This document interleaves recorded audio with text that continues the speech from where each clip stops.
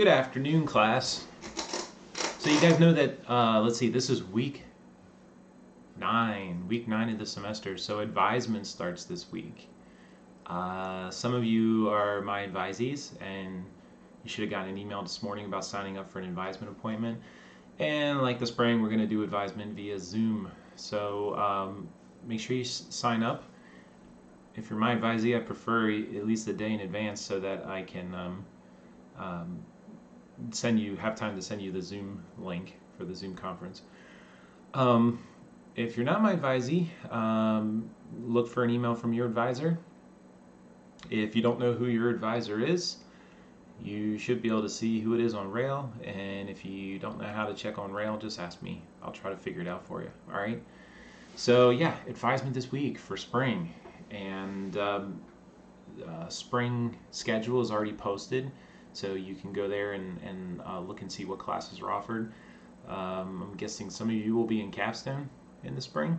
I'm teaching Capstone. I'm teaching physical computing in the spring, and but the schedule's posted, so you can start building your schedule for the spring. And all right, enough of that. So hope you had a good weekend. It was a beautiful fall weekend.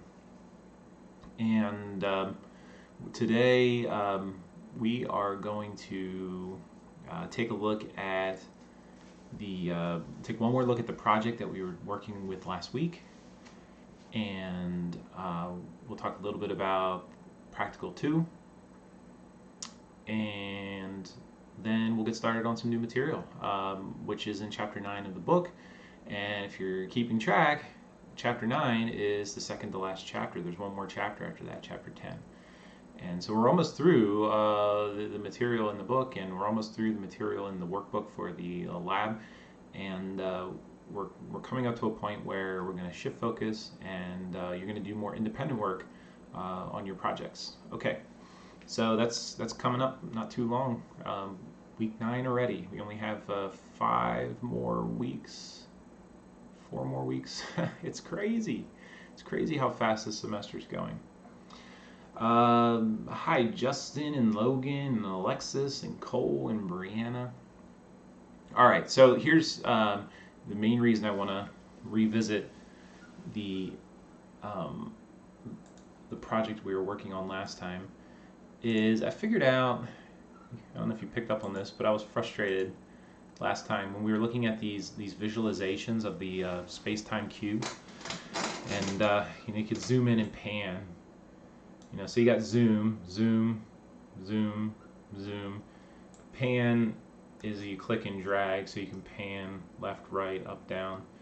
But what I was really wanting to do was orbit, and I couldn't figure out how to do it on Friday. Well, I changed mouses, and now I have a mouse that has a center mouse button that I can click, and drag. Ooh, 3D. 3D map.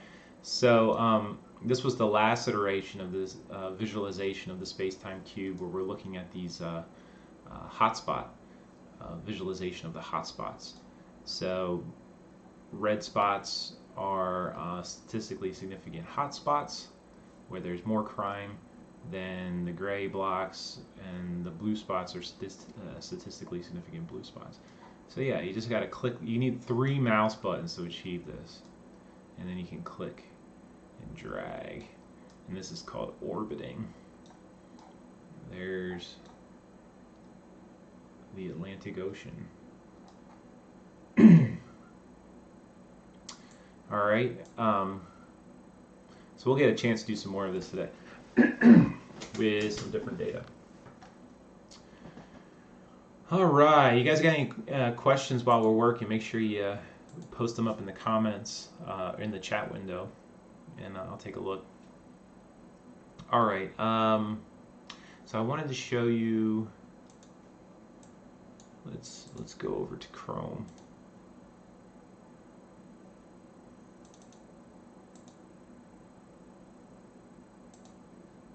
There we go. So on the Sakai site, under assignments, you'll notice that now Lab Practical 2 is an assignment, and it's open, although don't complete it yet. It's going to be a performance assessment that you do on November 5th, lab on November 5th. So that's a little over 2 weeks from now. And but I finalized this assignment. So if you go to this assignment, you can read about it, and you can start practicing. And you definitely need to practice. So the parameters have changed a little bit from the way I had talked about it originally. And the parameters are that I'm no longer going to give you a project package. I'm giving you a geodatabase. Okay, so what I've supplied you with is a zip geodatabase, and if you go to Resources, Lab Practicals, Lab Practical 2, here it is. It's zipped up. It's a geodatabase.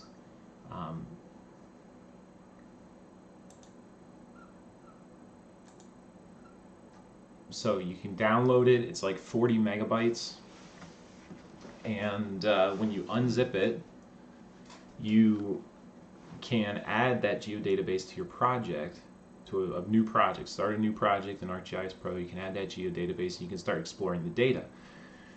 And instead of giving you 3 feature layers, feature classes, I've given you 4 feature classes. So one is the boundaries of all lands administered by the National Park Service, NPS boundaries. One are polygons, so this is polygon feature class. Another polygon feature class, U.S. county boundaries. It's the boundaries of all the counties in the United States. And each county, in the attribute table, each county has some demographic information, including population. All right, U.S. major cities is a point feature class. And it shows the locations using points of major cities in the United States. I'm not sure what the criteria is for a major city, but one of the dimensions in the feature class is the population of the cities. Okay, and that will be important. And then I've given you one more feature class that only has a single feature in it. And so what this is I made this from the U.S. states, deleted Alaska and Hawaii, and then dissolved all the other states into one big giant polygon. So I called it U.S. contiguous states. It's the the lower 48. It's sometimes referred to, although I don't know why they call it lower, because I guess on a map, if north is up, then all the states are south of Alaska, except for Hawaii. Anyway, the U.S. contiguous states is the 48 states, not including Alaska and Hawaii. Okay. So these feature classes are are also available. Let's go to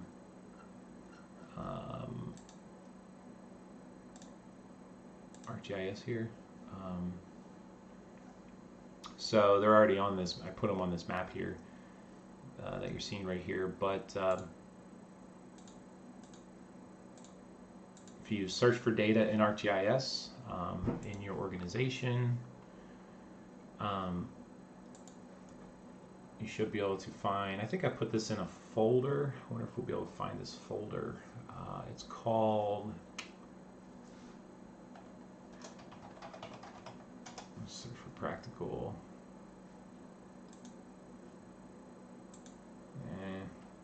Well, we'll just search for the names of these feature classes.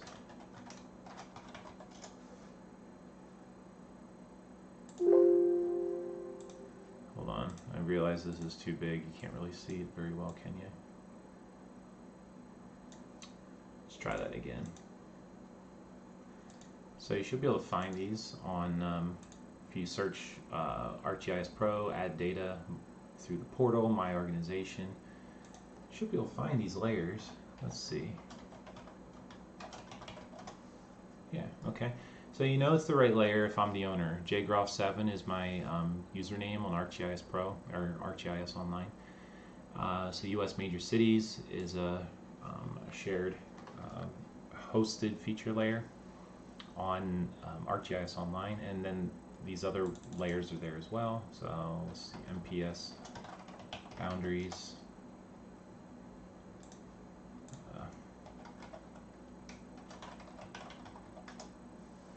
There it is, MPS boundaries. So these feature layers, they're all hosted. So you can add them to your map that way, and then you can put them. If you do it that way, you know, if you download the geodatabase that's on Sakai, and you know, over here you can go to database, add database, and then you can navigate to where the database resides on your local computer once you download it and unzip it.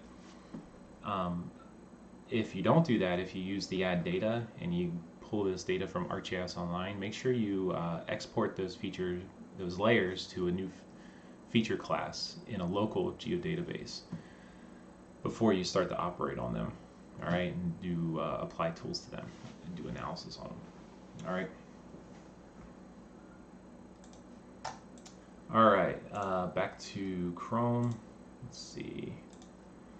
All right, so your mission in this practical exam will be to use this data in ArcGIS Pro to answer two specific questions. So these questions haven't changed from the last time we talked about these. Which national park in the 48 contiguous United States, so that's the 48 states not counting Alaska and Hawaii, is furthest from a U.S. city with a population of 20,000 or more? So you got to start thinking about, well, how are you going to answer that question? What tools are you going to use? What kind of queries or what kind of selections are you going to apply to your data to make sure you're answering the question correctly? And the second question is, how many people live within 50 miles of the Appalachian Trail? So you're going to show off your analysis tools, your skills using analysis tools in ArcGIS Pro. This is the majority of what we learned since your first practical exam. And so you'll start by creating a new project and adding the geodatabase, unzip it first. Or you can add the hosted feature layers that are on ArcGIS Online to your project. And then I'm going to want you to create two separate maps. One map to use to answer the first question, and one map to use to answer the second question. I want you to make a layout of the map that you use to answer the first question and share that as a PDF. Use a graduated color symbology to show that the distance from each national park to the closest U.S. city with a population of 20,000 or more. And then I'll also want you to create a project package and share that with me. Okay, so the graded work in this case is going to be a PDF of your layout, and you can attach that to this assignment. And our answers to the two questions above in a text box. Hold on. Let's go to student view so you can see. There we go. Okay, so there's a place for you to attach your PDF and attach a project package. So this last one, I'm not sure this is going to work because your project package is going to be a really big file. So we have to come up with a different way to share your project package. So we may not be able to attach it here. Let me give that some thought. Might have to do something different besides attaching it to this assignment. All right. So that's Practical 2 in a nutshell. And so the week after Practical 2 is your second exam. And then the rest of the semester is going to be spent working on your projects. And I know I haven't framed the parameters of your project yet, besides saying, you know, find some data, spatial georeference data that you might want to work with. So I'll work on that this week and clarify the expectations there pretty soon. All right. Okay. So let's go to. So I put an announcement on here. I didn't notify you of this announcement. Excuse me. But there's the data that is used in Chapter 9 in your textbook deals with this vineyard. It's like over 4,000 acres. It's a vineyard in Monterey County.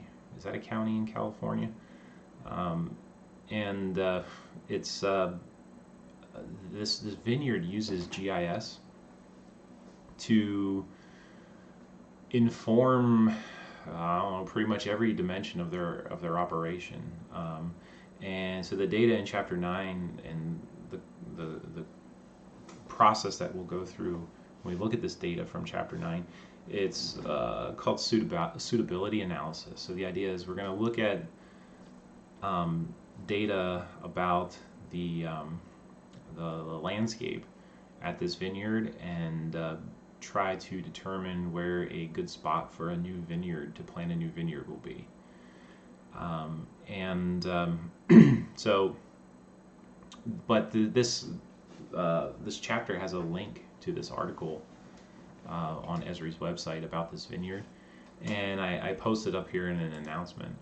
So you guys should check this out and read it. It's pretty impressive. Yeah, Monterey County. So apparently this is like the best place in the world to grow grapes for really long growing season because of the geography and because of the maritime influence. And they even do, so they use GIS to like answer questions about their their land, where suitable locations will be for new vines. They keep track of where their current operations are, and we'll even do something called it's called geofencing. And geofencing is it's like in a GIS you could draw a polygon around your farm, or you could even draw polygons around the individual fields on your farm. And then your farm equipment, your tractors, your harvester, you can have a GPS unit in there. And if that tractor then is web connected, has some ability to relay what its GPS coordinates are, you can tell when that piece of equipment enters or leaves that field or that farm. So you can keep track in real time of where all your equipment is, where it's being utilized, how many hours it's being utilized in different locations. And so a geofence is this virtual fence, and anytime a GPS tagged resource enters or leaves that virtual border, that virtual fence, that triggers an event, and those events can be kept track of. So I guess that this is something like this has been done for a long time with people in house arrest. They're wearing those anklets, and the police can tell if you leave your house because of there's a perimeter established, and the GPS coordinates exceed that perimeter, there's an alert that's created. All right. So it's an interesting article, and they even do like, here's a map that they're creating to classify various fields as being appropriate for different types of skill level when it comes to harvesting. So like slope, here's these fields have, this field has a lot of slope, and that makes it harder to harvest in that field.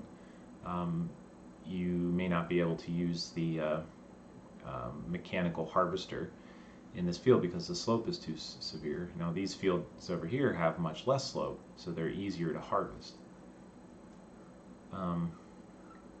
Okay, anyway, it's a cool article. You should take a look at it. All right, let's go.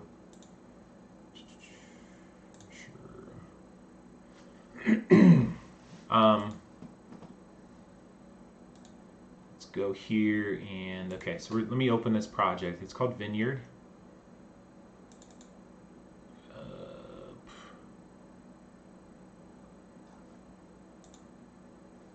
Oh, great, ArcGIS isn't responding.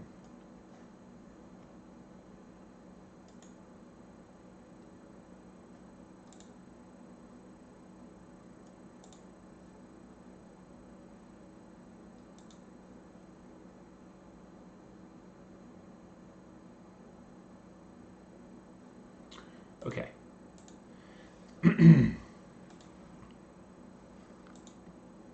All right. So here we go. So this is a line feature that is outlining the this vineyard. It's called Shade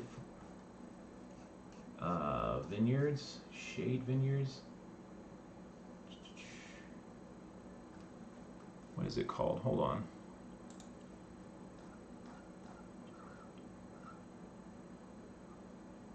Yeah, Shade Vineyards. Shade Vineyards. So this this is data that this article is talking about. You can see, look at it. It looks the same. The outline looks the same. So in this lesson, we're using data about this actual vineyard. Okay, so this outline of the farm is of the vineyard property is just a line feature. See that? And so we're going to want to convert this line feature into a polygon. All right, so we'll do that. Not quite yet. Let's look at this other data. So these layers are raster layers, and we haven't used raster data very much. We generated some raster data when we used the kernel density tool, but this is raster data, and this data is referred to as a digital elevation model. Digital elevation model. So let me just turn on this one. We'll zoom in here. I was hoping that it would be a little.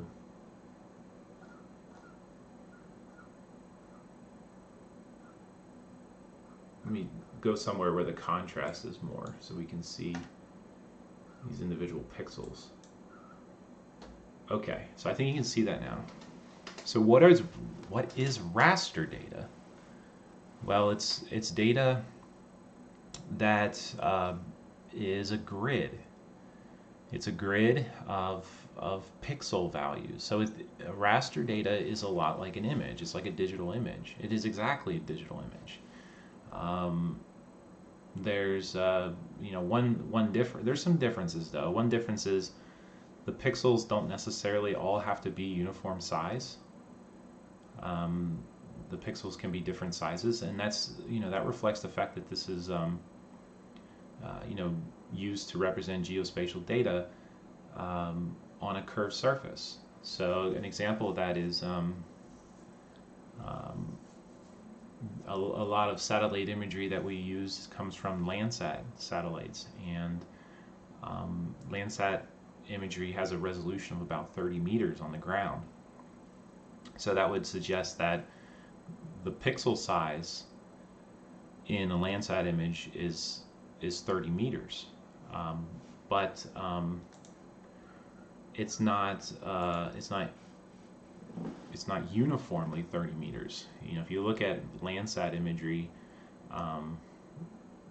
projected onto a 2D surface, some of the pixels get stretched in one dimension versus the other dimension, and you know, that just reflects the fact that it's, you know, it's, you can't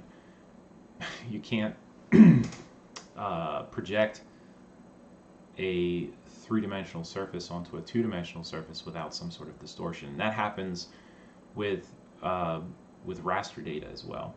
But here, you know, these pixels are all, they look very uniform.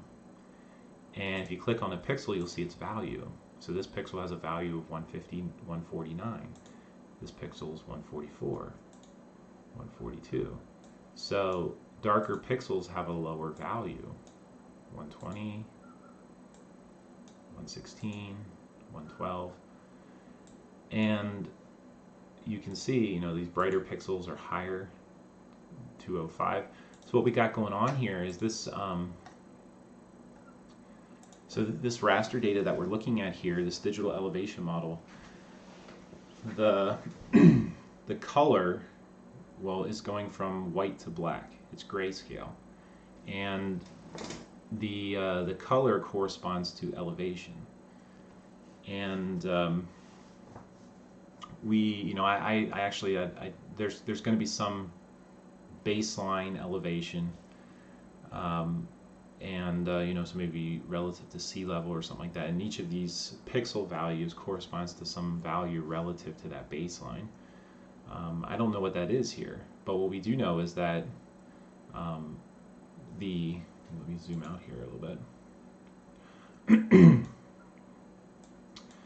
That some of these let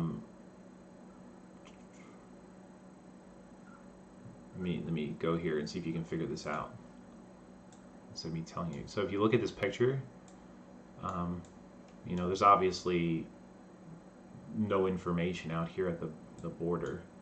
If we zoom in here, can you figure out what's higher elevation? Is white higher elevation or is black higher elevation? Can you guys figure it out by looking at this?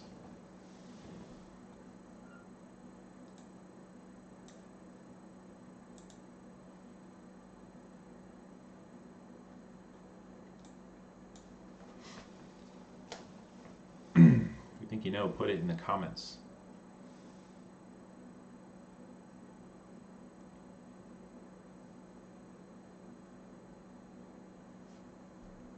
So a big clue is these features right here. What do you think these features are? These long, skinny tendrils. Good, Sean. White is higher. White is higher elevation.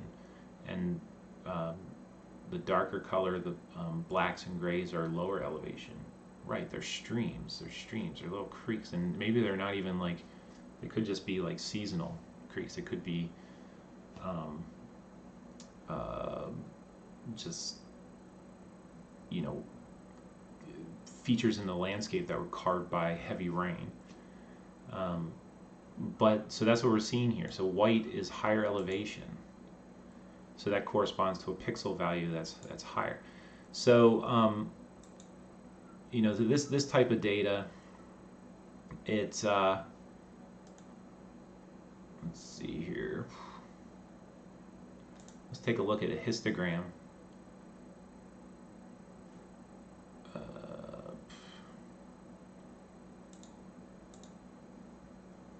Okay, so I don't. Let me do that again so you can see what I'm doing here. So let me actually, let's turn off NED 2 and look at NED 1. So right click. So this is raster data. We got some special tools here.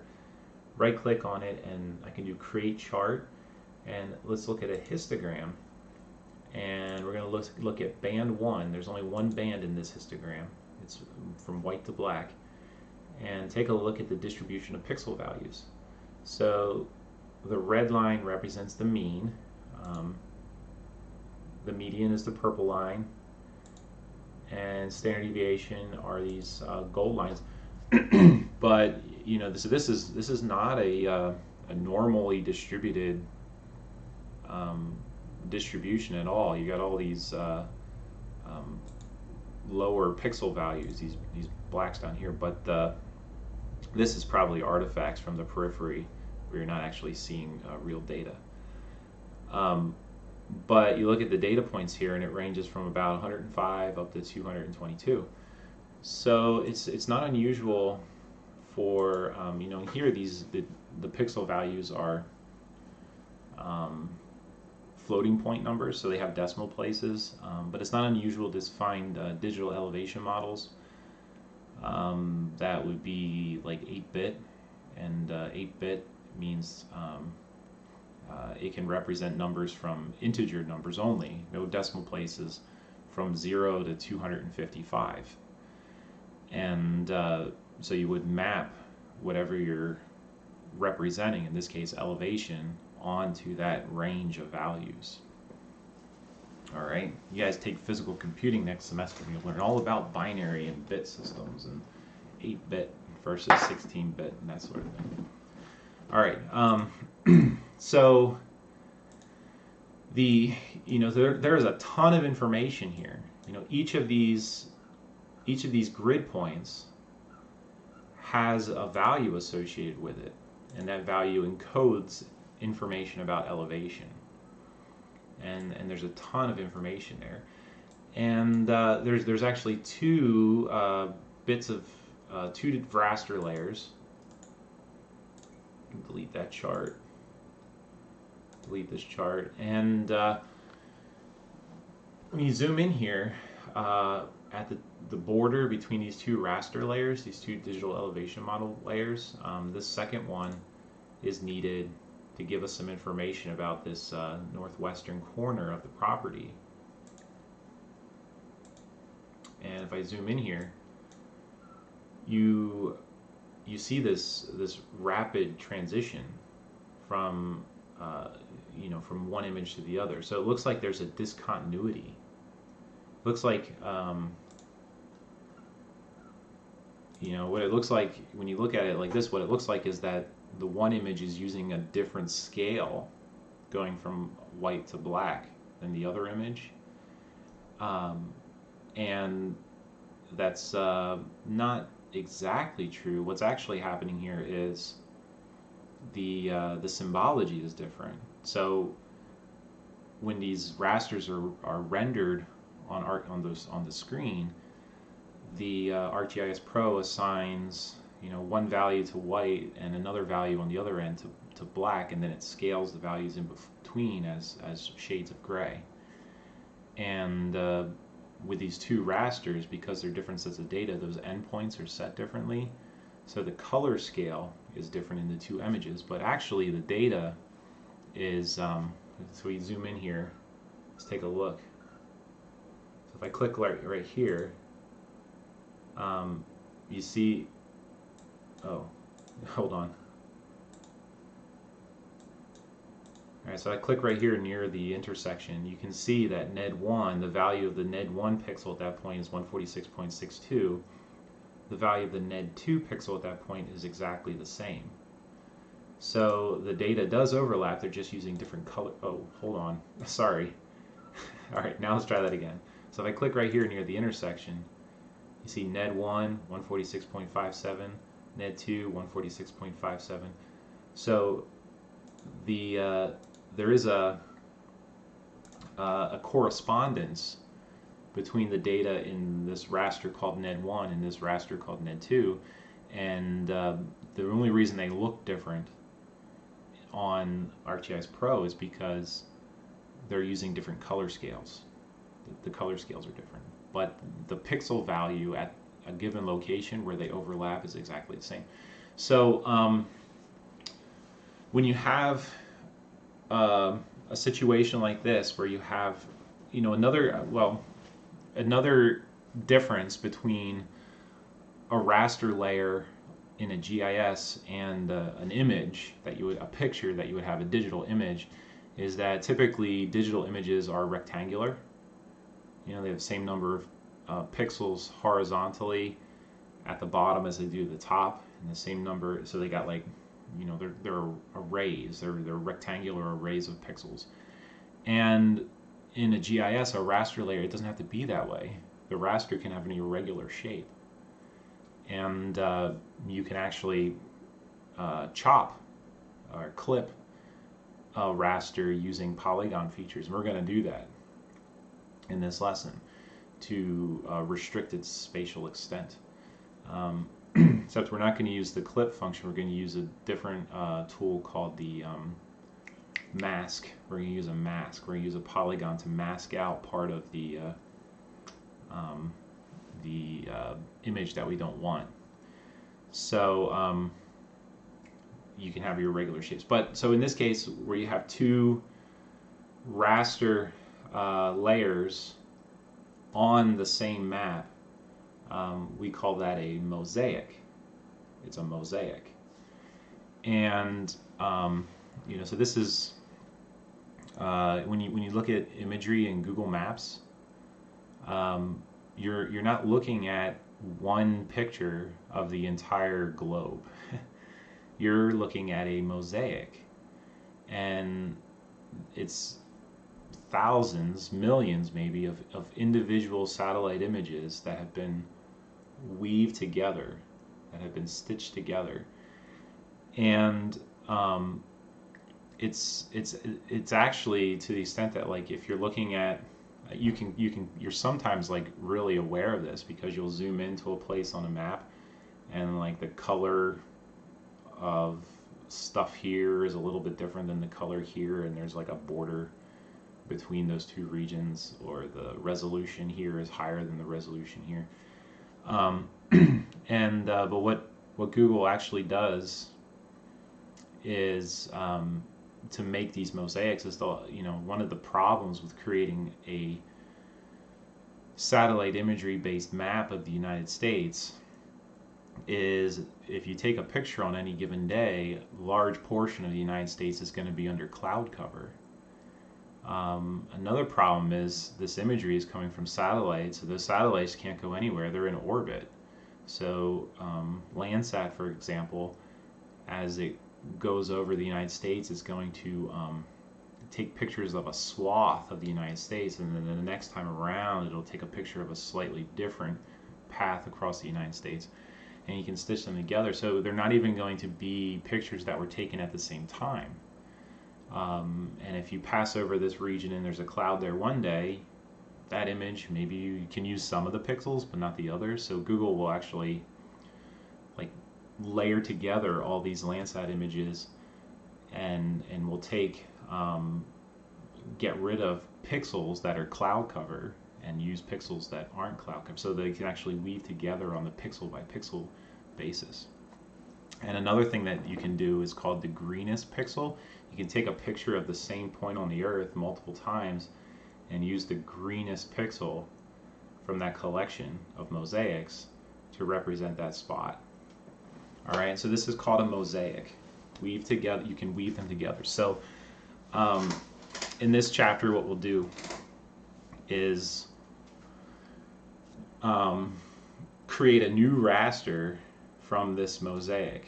So the mosaic is the two separate rasters, and we'll weave them together to create a new raster from this mosaic. All right, so let's do a couple of these things, and then we'll pick this up on Wednesday. Keep going. All right, so the first thing I want to do, let's turn these digital elevation models off. Let's take a look at satellite imagery. So there's our farm, our vineyard. You can see fields. And what we're going to do is we're going to use a tool to convert this property boundary to a polygon, because right now it's just a line, and we want it to be a polygon because we want to use it to clip or to mask out part of these digital elevation models. So let's see, feature from no, not feature to line. We want line to feature.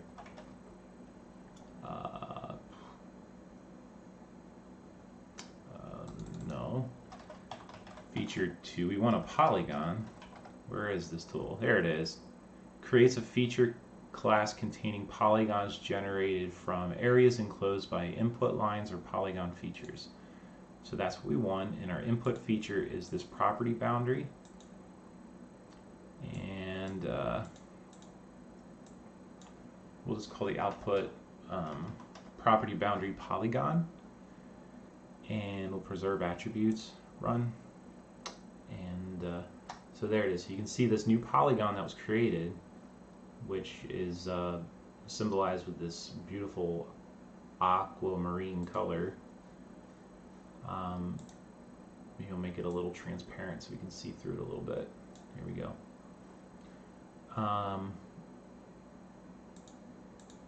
And it's now a polygon. So we'll get rid of this other layer. Okay. I'll leave it on the map for now, the property boundary. So this property boundary polygon, we can use to clip these digital elevation models to just the regions we want. All right. So let's do that. Let's do NED1 first. All right. So we'll look for a tool here. So there is a clip tool. Clip raster cuts out a portion of a raster data set, mosaic data set, or image service layer. So it's a little bit nebulous to me what the difference is between this raster clip tool and what the raster mask tool does. At one point, I didn't know that the clip tool, you could only use like rectangular, you can only clip to rectangular geometries. I'm not sure if that's true anymore, but let's use the mask tool here, because the mask tool, you can use any polygon of any shape to clip a part of a raster that you want to use. So let's try to find that tool.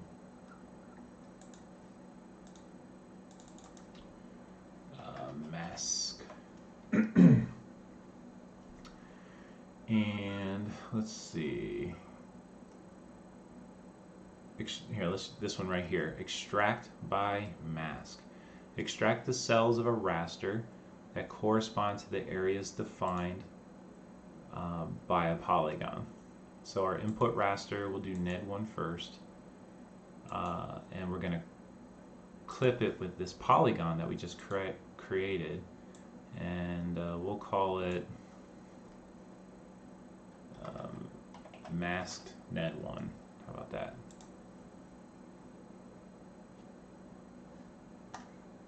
Okay, and let me turn this off, and you can see. So you see what happened there? It clipped NED1, this raster layer for NED1, to the geometry defined by our polygon. Cool stuff. So we're going to want to do that again with NED2, and we'll call that masked NED2, and we'll run that, and there it is. Okay, so yeah, I'll just pull all this stuff down here to the bottom. I'll leave that old stuff on, but the layers that we have now that we want are these clipped or masked digital elevation models, NED1 and NED2, masked NED1 and masked NED2. All right. So last thing today, let's merge these two rasters into a new raster. So again, this type of situation that we have, where we have multiple rasters on the same, so we have more than one raster layer on the same map. The map is called a mosaic, and so now we're going to want to use a tool that takes this mosaic and creates a new raster from it. Okay. So let's do that.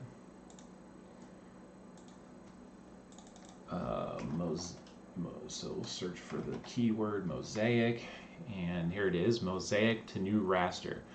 Merges multiple raster datasets into a new raster dataset. So our input rasters are MaskNet2 and MaskNet1.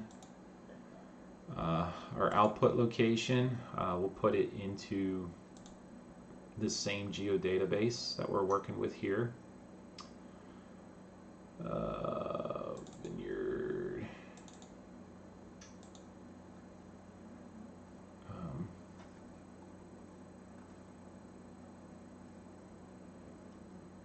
It's weird, I can't find it.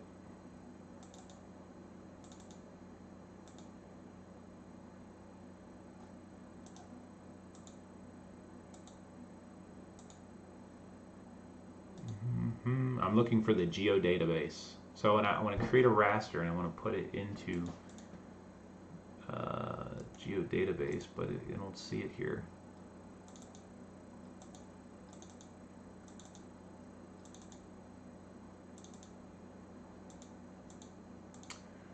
Am I looking in the right place? Hold on a second. Detour.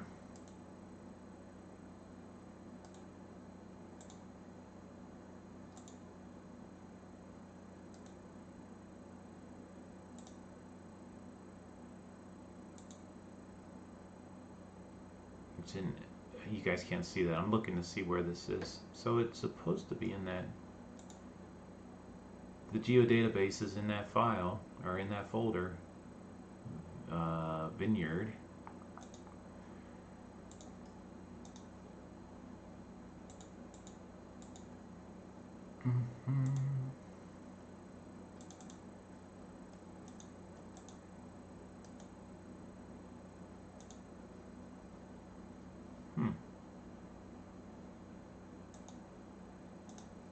That's interesting. Well, let me make a new geodatabase. There it is. Jeez, why couldn't I see that? Vineyard GDB.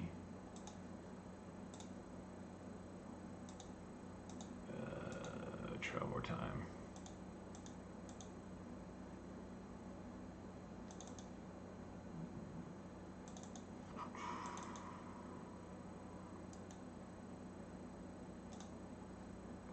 Huh.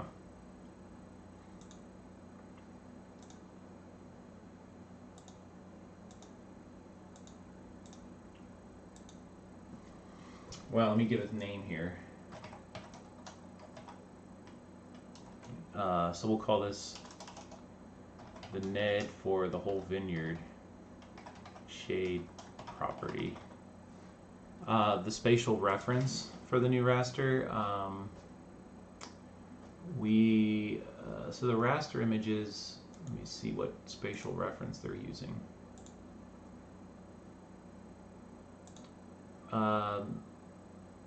They're using Geographic Coordinate Systems NAD 1983, so they're using a geographic coordinate system, but there's no projected coordinate system associated with the rasters.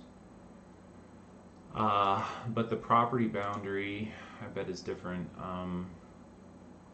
The spatial reference here is, yeah, so the property boundary is using a projected coordinate system. It's WGS 1984 based, but it's using a universal transverse Mercator zone 10N, which must be good for this part of California.